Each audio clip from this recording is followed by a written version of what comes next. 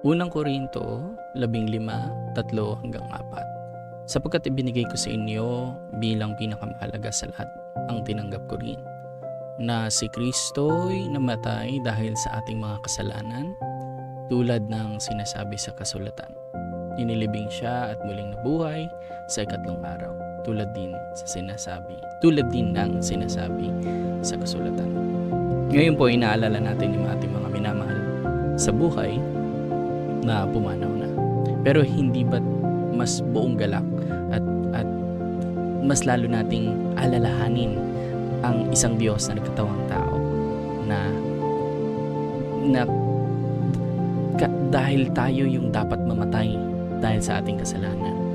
Diyos na nagkatawang tao, si Jesus, ay nakipisan kasama ng mga tao. Siya ang namatay para sa atin at nasa gayon magkaroon tayo ng buhay.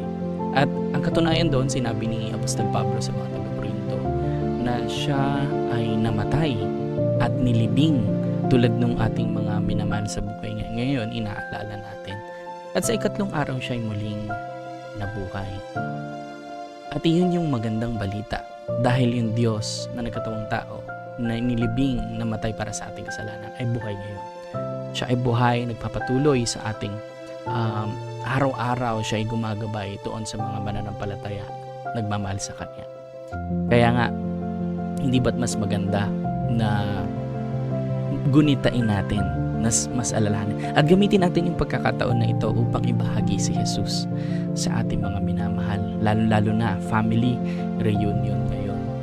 Talk about Jesus, pag-usapan natin si Jesus at yung kanyang ginawa sa krus ng Kalbaryo.